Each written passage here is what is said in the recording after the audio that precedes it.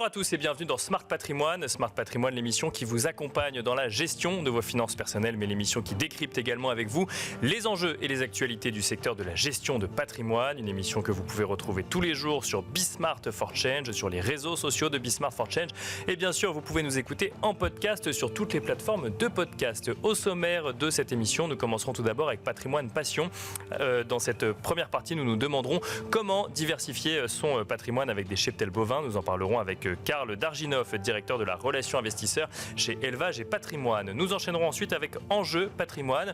Nous nous demanderons s'il est toujours intéressant d'investir dans des fonds obligataires face à la baisse des taux. Une question que nous nous poserons avec Séverine Flotte de Pouzol, fondatrice de la financière de l'Aubrac, mais aussi avec Timothée Pubelier, gérant de portefeuille obligataire chez Ostrum Asset Management. Et puis enfin, nous finirons cette émission avec l'œil de l'expert où nous tenterons de comprendre l'exit tax avec Aurélie Alamijon, ingénieure patrimoniale chez Natixis Wealth Management. On se retrouve tout de suite sur le plateau de Smart Patrimoine.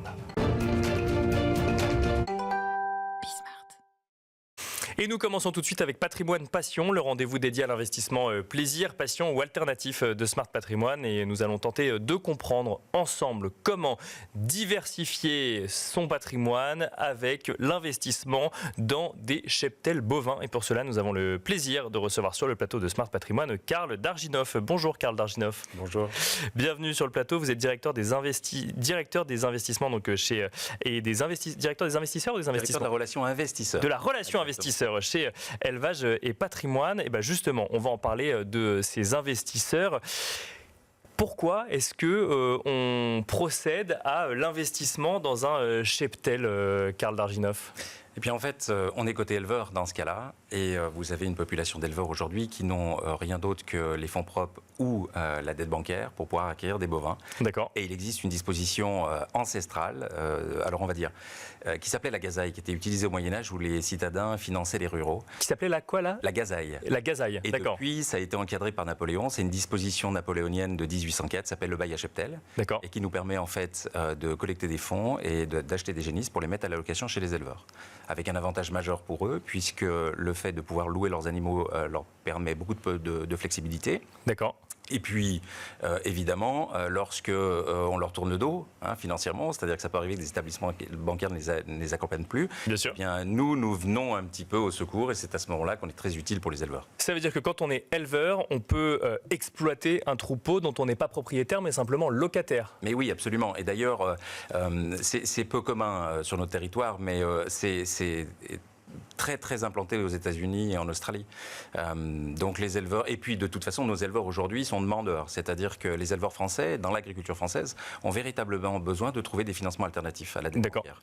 Et donc en fait le bail à cheptel est une disposition qui leur permet véritablement de pouvoir acquérir des bovins. Pour bien comprendre, ça veut dire que le schéma classique, c'est je vais voir ma banque, je souscris un crédit, avec ce crédit, j'achète un cheptel qu'ensuite j'exploite pour effectivement mon exploitation agricole. Et le schéma alternatif, c'est des investisseurs réalisent l'acquisition au travers d'un intermédiaire pour moi et ensuite me louent le cheptel. Ça me revient moins cher à la fin en tant qu'éleveur, c'est ça ? Alors oui. Ou en tout cas, j'ai moins besoin de liquidité à un instant T ? Absolument. Et d'ailleurs, l'idée, et c'est un petit peu ce qui se passe aujourd'hui, c'est que le fait de pouvoir acquérir vos bovins à la location vous permet d'augmenter votre encours pour pouvoir souscrire une dette bancaire, pour acquérir par exemple du matériel de type robot de traite ou distribution alimentaire. D'accord, ça permet d'investir ailleurs en fait. Mais oui, et ça permet surtout d'améliorer les conditions de travail et donc les conditions de vie de ces éleveurs qui aujourd'hui ont besoin d'avoir des conditions normales pour pouvoir maintenir leurs activités. Et il faut s'inquiéter de la succession de ces fermes-là. Donc c'est un véritable outil qui nous permet de pérenniser en tout cas ces activités. Quand on est côté investisseur à présent, parce que là on a expliqué ce qui se passait côté éleveur, côté investisseur, quel intérêt effectivement d'aller vers ce type d'investissement ? Alors évidemment on peut être sensible effectivement à la cause des éleveurs et avoir envie de les aider, mais qu'est-ce qui se passe côté investisseur ? Alors en fait c'est quand même, nous on existe depuis 50 ans, c'était un produit de placement, donc le bail à cheptel qui existe depuis maintenant longtemps et qui était très confidentiel. Le fait de l'avoir enregistré auprès des autorités du marché financier nous permet de faire appel à l'épargne publique. Donc on a ouvert nous avons ouvert nos communications. Et les investisseurs sont d'abord, évidemment, bien souvent très dans l'affect sur ce type de produit, c'est-à-dire que ce sont bien souvent des gens qui ont dans leur entourage, de près ou de loin, quelqu'un dans l'agriculture. Et puis nous sommes tous issus de la ruralité dans ce territoire français. Bien sûr. Oui. Donc il y a une vraie sensibilité. Après, ça rentre parfaitement bien dans le cadre d'un portefeuille de placement, puisque c'est un produit de diversification qui permet d'avoir un rendement qui est stable. On est complètement décorrélé des marchés financiers, puisque c'est un investissement qui est fait dans l'économie réelle. On tourne autour de 3% de rendement, quelle que soit la situation. D'ailleurs, on voit bien sur ces 10 dernières années, on a surperformé l'OAT, qui lui était très très bas. Bien Donc, sûr. on est très régulier. Et puis, on permet aussi d'avoir des dispositions fiscales qui contribuent à réduire son impôt lorsqu'on place dans le cheptel bovin. Alors, comment ça fonctionne? C'est très simple. En fait, Oui, j'imagine qu'on n'achète pas directement, on n'investit pas en direct, il y a des intermédiaires quand même. Absolument. C'est-à-dire que vous n'avez rien d'autre qu'à faire que placer votre apport, votre actif dans une société en participation, une société de personnes que nous gérons. D'accord. Nous donner un contrat de délégation de gestion et on s'occupe pour vous de votre cheptel à la location. En contrepartie, vous obtenez un rendement. Quand on parle de rendement, on aime bien parler de risque dans cette émission. Le risque, il est de quel ordre? Le risque, il existe toujours en capitalisation et en liquidité. Il est très encadré.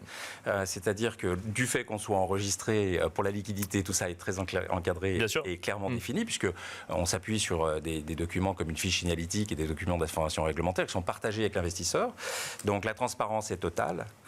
Et en fait, la liquidité est encadrée puisqu'il y a 3 mobilités de sortie. En fait, on a 6 mois pour liquider un investisseur. On le fait quasiment dans les 30 jours. C'est très très régulier, puisque comme nous sommes en forte croissance, nous avons beaucoup plus d'investisseurs qui souhaitent rentrer. Donc on a toujours la possibilité de céder l'actif. Donc là, vous constatez quoi? Que vous avez une demande côté éleveur, une côté investisseur et une demande côté investisseur aujourd'hui. Il y a une demande des deux côtés? Oui, absolument. Alors, on a beaucoup de chance parce qu'à partir du moment où vous pouvez communiquer publiquement, eh bien évidemment, vous vous faites connaître. On a beaucoup de notoriété. Les plateaux télé de grandes chaînes sont intéressés à nous, donc ça a contribué aussi à notre notoriété. Et vous vous intéressez à nous et on vous en remercie. Ça aussi contribue à notre notoriété. Les éleveurs ont besoin de financement alternatif dans l'agriculture, c'est indéniable. On voit bien ce qui se passe aujourd'hui dans l'élevage et l'agriculture française. Oui. Donc il est de capital de se préoccuper de la souveraineté et de la production alimentaire sur notre territoire. On va contribuer, nous, à ça. Et on a pris des dispositions ESG, on pourra en débattre si vous voulez, je pourrais vous les expliquer. Et donc les éleveurs aujourd'hui, les jeunes éleveurs, on ne va pas parler des anciens. Les anciens sont très attachés, c'est viscéral à la propriété. J'achète mes vaches, elles sont à moi. Mais les jeunes éleveurs qui arrivent aujourd'hui sur le marché, ils ont des préoccupations. D'abord, ils doivent, pour reprendre une ferme, payer l'exploitation, l'immobilier, oui, bien sûr. etc., etc. Et donc on va simplifier les successions des fermes, on va leur permettre de s'installer et ils n'ont aucun état d'âme à louer leurs vaches. Ça, c'est les élevages. Et l'élevage, aujourd'hui, c'est plusieurs dizaines de milliers qui souhaiteraient le faire. Et enfin, vous avez les investisseurs qui, eux, se disent « Ok, notre placement a du sens, on considère qu'il est solidaire, ou en tout cas éthique peut-être, et dans le cadre d'une diversification, sont intéressés pour le faire. » Absolument. Le rôle des conseillers en gestion de patrimoine dans tout ça, c'est des partenaires. Ouais, il est majeur. Oui, aujourd'hui il est majeur parce que nous avons pris la décision de leur confier en fait la distribution de notre produit. D'accord. Alors évidemment, ça s'adresse qu'à des conseillers en gestion de patrimoine qui sont CIF. Mais grâce à eux, évidemment, on va beaucoup plus vite puisqu'ils ouvrent en fait notre produit de placement à leur clientèle et donc les souscriptions sont plus simples, elles sont digitalisées, donc tout est fait à distance, mais elles nous permettent d'obtenir des montants de placement bien plus importants que lorsqu'on traite en direct un investisseur qui n'a pas le niveau de confiance qu'il peut avoir avec un conseiller en gestion de patrimoine.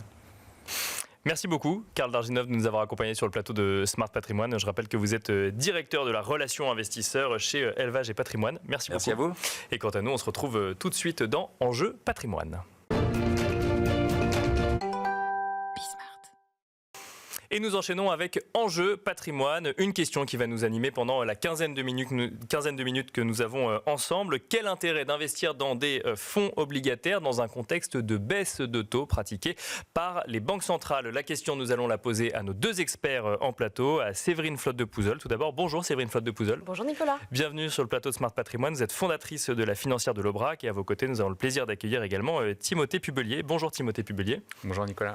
Vous êtes gérant de portefeuille obligataire chez Ostrum Asset Management. Alors, on va peut-être commencer avec vous, Timothée Pubelier, pour reposer le contexte. Il n'aura pas échappé effectivement aux investisseurs, que ce soit côté Fed ou côté BCE. On est aujourd'hui dans une stratégie de baisse de taux, pour citer les deux banques centrales les plus suivies en Europe, mais il y en a d'autres également qui ont amorcé leur stratégie. Avant ça, il y avait les anticipations de baisse de taux des marchés qui avaient des impacts, ou en tout cas un impact globalement sur les courbes de taux, et notamment la courbe de taux aux États-Unis. Est-ce que vous pouvez nous reposer un petit peu le contexte d'investissement dans lequel on se trouve aujourd'hui, quand on est investisseur particulier, accompagné par un professionnel de la gestion de patrimoine, et qu'on est intéressé par le marché obligataire au sens large? Alors bien sûr, le timing de la question il est intéressant parce que quand on dit baisse de taux, ça veut dire qu'au préalable, les taux ont été montés assez fortement et que le point de départ est haut pour les rendements obligataires. Donc si on remet les choses dans leur contexte, la première baisse de taux de la BCE, elle a eu lieu le 6 juin. Donc on est parti des taux à 3,75, les taux de la BCE, et on les a baissés une première fois en juin et une deuxième fois en septembre. Donc là, les anticipations de marché partaient sur des baisses de taux trimestrielles. On en aurait eu une en juin, une en septembre, une en décembre. Et comme souvent, avec les anticipations de baisse de taux, ça ne se passe pas exactement comme prévu. Oui. Entre-temps, il y a la Fed qui a baissé de 50 points de base, alors que normalement, une baisse de taux, c'est de 25 points de base. Et donc, même si les chiffres... en parallèle, on avait des chiffres européens qui étaient assez fragiles. Donc, ça a mis de la pression sur la BCE et qui s'est dit, en fait, on va oublier ces baisses de taux trimestrielles qui avaient été plus ou moins guidées et qui avaient drivé les anticipations. Et on est passé sur... on a fait une baisse en octobre, donc entre les baisses de trimestre. Donc, on a accéléré un petit peu le processus, au moins pour une date. Ouais. On a bien accéléré le processus. Après, ils insistent énormément, Madame Lagarde le fait, sur le fait qu'ils sont data dependent maintenant. Donc, il n'y a pas de feuille de route. On peut baisser de 25 points, 50 points ou 0 en fonction des datas. On a des PMI, des enquêtes qui sont assez inquiétantes en Europe. Ça va être déterminant pour le prochain meeting de décembre de savoir si les PMI sont en zone de contraction qui pourrait avoir une récession. Autre point important pour le meeting de décembre, du 12 décembre, on a les perspectives d'inflation. L'inflation, on est autour de 1,8 en Europe, 1,7 au UK. Le seul pays qui vraiment a encore un problème d'inflation, c'est 2,4 pour les États-Unis. Mais eux, ils ont le logement qui est un indicateur avec du retard, ça lag. Donc, est-ce qui devrait aussi entrer dans la bonne direction? Donc tout le monde est rassuré sur les perspectives d'inflation, mais on attend un rebond pour le chiffre de novembre. Donc si ce rebond n'a pas lieu, on aura peut-être une double baisse de la BCE en décembre, et c'est ce que le marché est en train de pricer. À un moment, on avait 50% d'anticipation de marché que la BCE ferait 50 points de base de cut en décembre, au lieu de 25. Donc c'est énorme.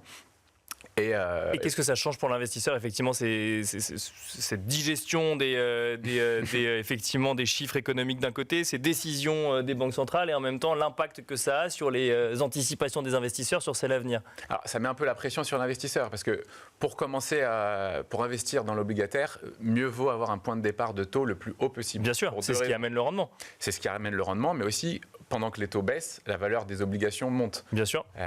On rappelle le mécanisme de base, mais si on achète une obligation française à 3%, pour 10 ans, parce que souvent les gens manquent, c'est que si les taux montent, ils se disent c'est pas grave, si ça passe de 3 à 4%, j'aurai 4%. Mais non, quand on achète une obligation, on est loqué pour toute la durée de vie de l'obligation avec 3%. Oui, bien sûr. Donc, si demain les taux passent à 8, la valeur de l'obligation va baisser. Et si l'obligation suivante est émise à un rendement plus élevé, la valeur de notre obligation baisse. Exactement. Et l'inverse se fait aussi. Et là, la variable d'ajustement, c'est le prix.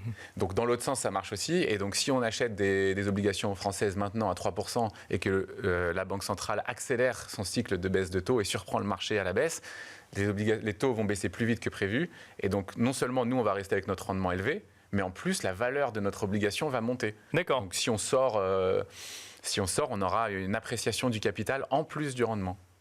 Avant de poser la question à Séverine Faute-de-Pouzols, effectivement, mais même si je commence à comprendre effectivement qu'on est plutôt sur un moment de marché intéressant, l'impact sur la courbe des taux, c'est à prendre en compte quand on est investisseur particulier, quand on veut investir dans des fonds obligataires, Timothée Publier?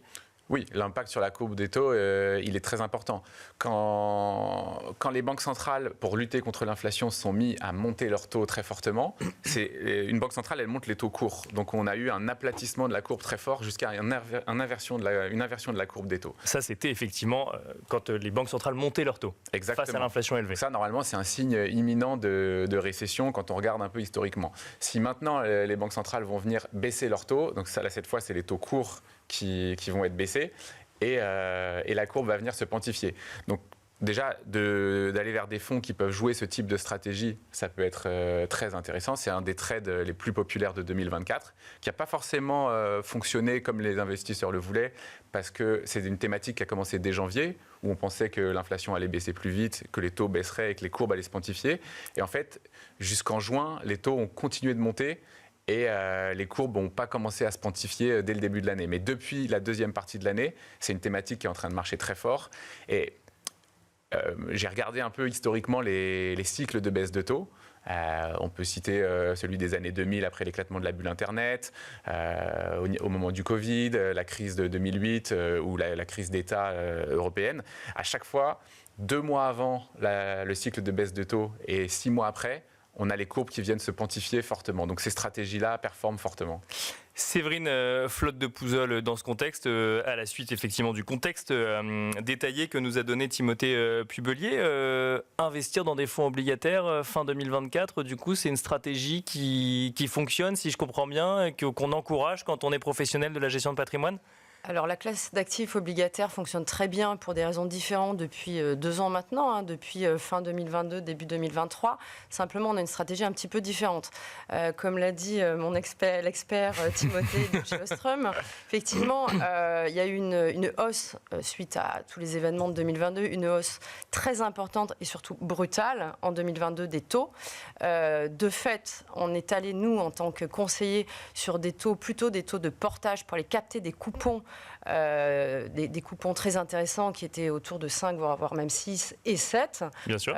toute l'année 2023. Donc on était plutôt sur des fonds obligataires datés avec des durations assez courtes, puisque comme l'a rappelé également Timothée, quand on parle de variation de taux des banques centrales, en l'occurrence en ce moment des baisses, on parle des taux courts et non pas des OAT à 10 ans. Oui, bien sûr. Il faut bien l'avoir en tête. Voilà.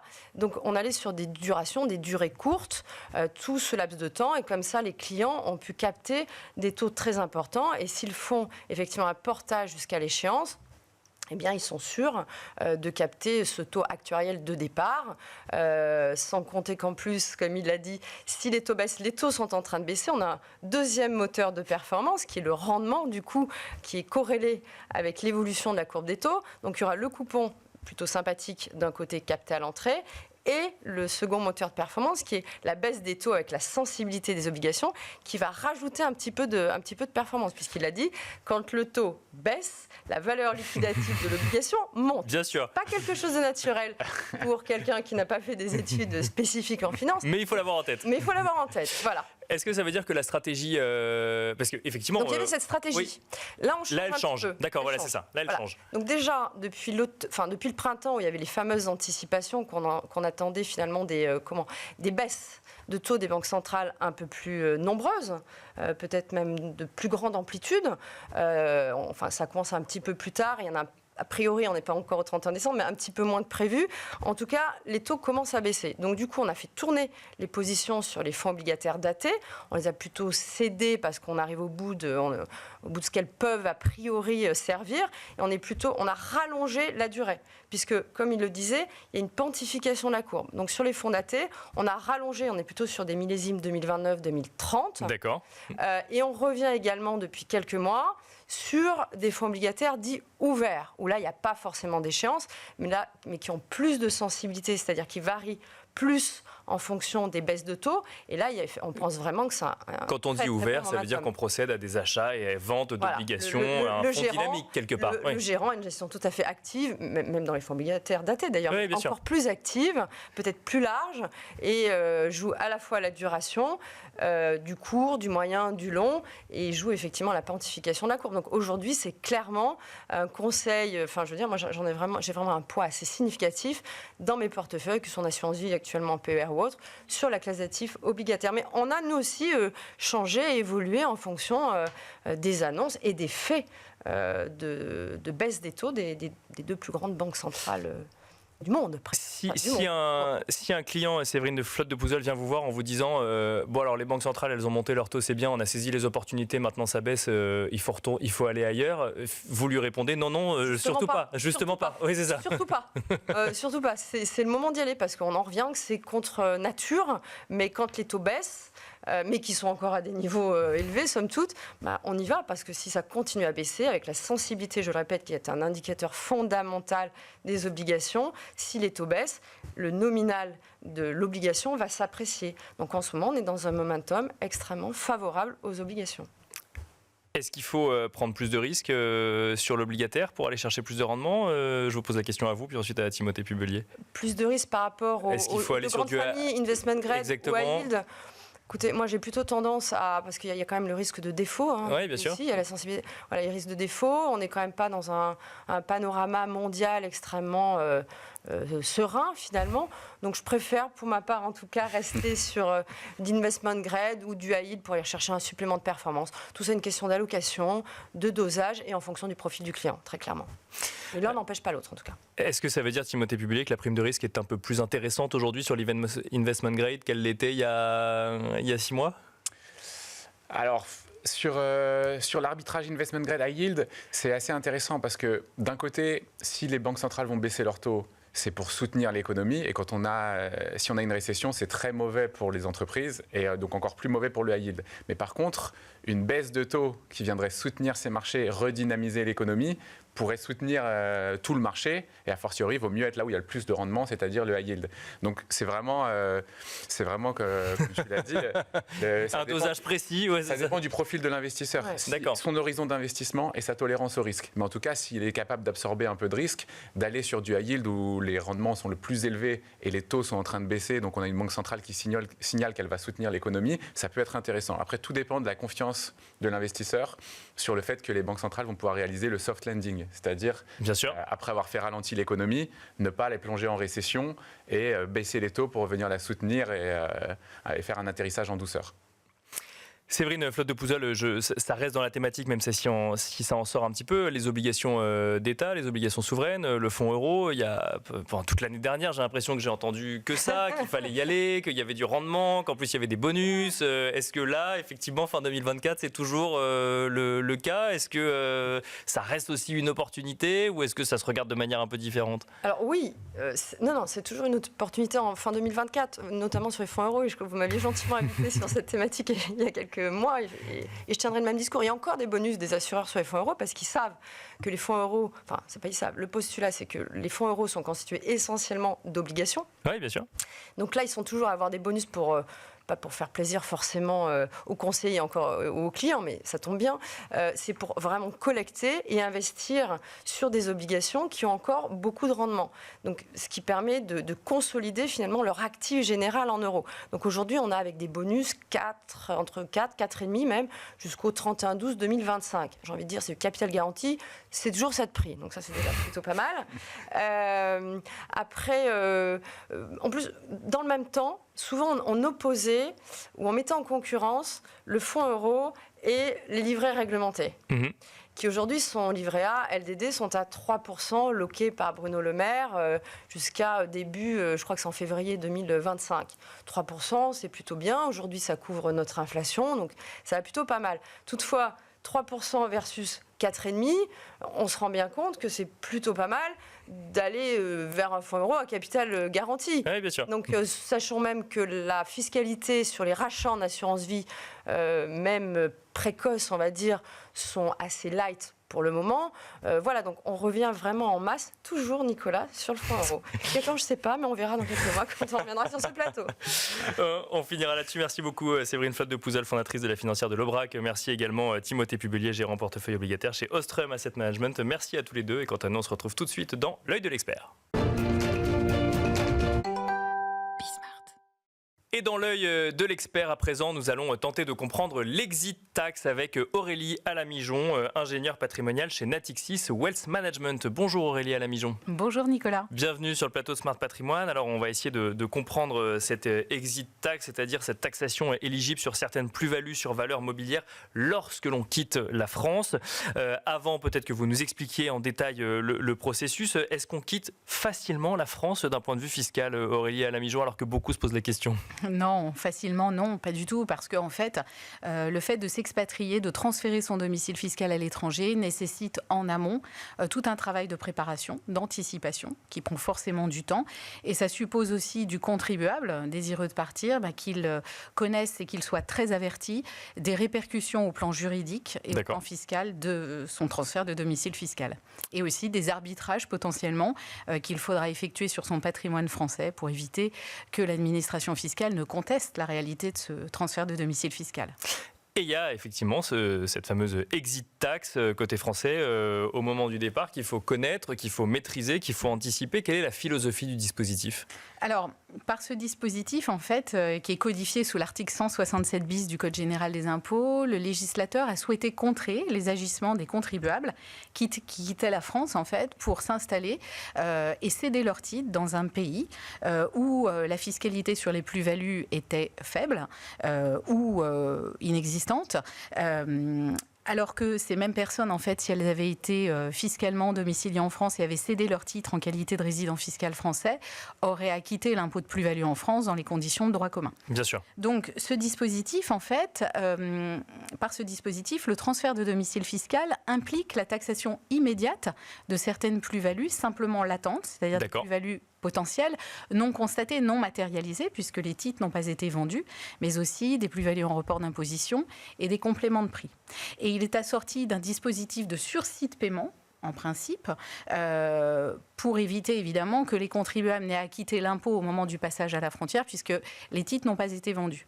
Mais ce dispositif, en fait, permet à la France de sauvegarder son droit de taxer le jour où les titres seront cédés, en quelque sorte. Ça concerne tout type de plus-value, sur tout type de contribuable, ou il y a des exceptions ? Alors, pour quelqu'un qui partirait aujourd'hui, ça concerne donc les personnes physiques qui, au moment où elles transfèrent leur domicile fiscal hors de France, disposent de plus-values latentes sur des titres, actions, valeurs mobilières, etc., à la double condition, d'une part, que le contribuable ait été fiscalement domicilié en France pendant 6 ans au cours des 10 dernières années. D'accord. Et d'autre part, que soit la valeur globale des titres excède 800 000 euros ou représente plus de la moitié des bénéfices sociaux de la société. Donc en gros, qu'il ait le contrôle sur la société.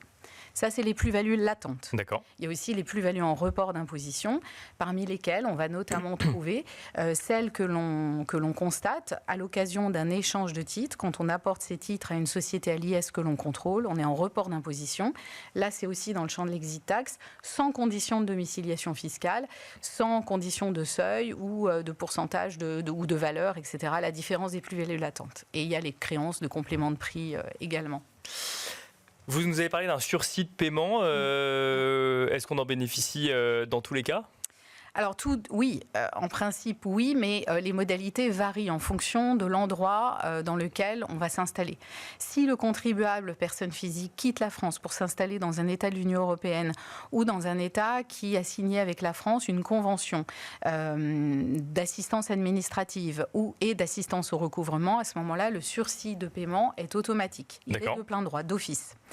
En revanche, si le contribuable quitte la France pour s'installer hors UE dans un État qui n'a pas signé une telle convention, ou s'il part dans un pays ou un territoire non coopératif, à ce moment-là, on est dans un système de sursis sur demande, qui n'est donc pas automatique. Et le contribuable devra procéder à un certain nombre d'obligations déclaratives en amont du départ, désigner aussi un représentant fiscal et surtout fournir à l'appui de sa demande de sursis des garanties, caution, nantissement, etc. Et si l'administration refuse, à ce moment-là, l'impôt est exigible immédiatement.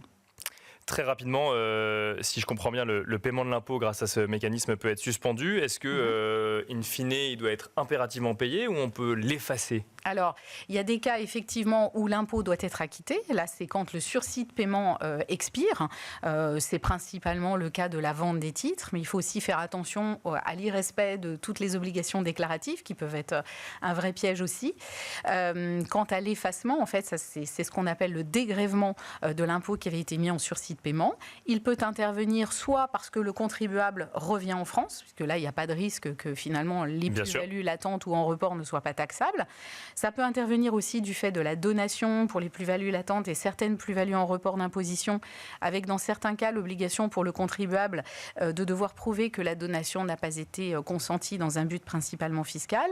Et aussi, et là il y a une distorsion entre les plus-values latentes et les plus-values en report d'imposition, les plus-values latentes, l'impôt peut être dégrevé quand en fait on a plus de 2 ans de résidence fiscale à l'étranger, que les titres sont toujours dans le patrimoine, délai qui passe d'ailleurs à 5 ans si la valeur des titres excède 2 570 000 euros. Alors que pour les plus-values en report, on n'a pas en fait ce cas de dégrèvement pour écoulement du temps. En fait, les plus-values en report d'imposition ne pourront pas être dégrevées sur ce motif-là. Merci beaucoup Aurélie Alamijon. Je rappelle que vous êtes ingénieur patrimonial chez Natixis Wealth Management. Merci à et quant vous. à nous, on se retrouve très vite sur Smart for Change.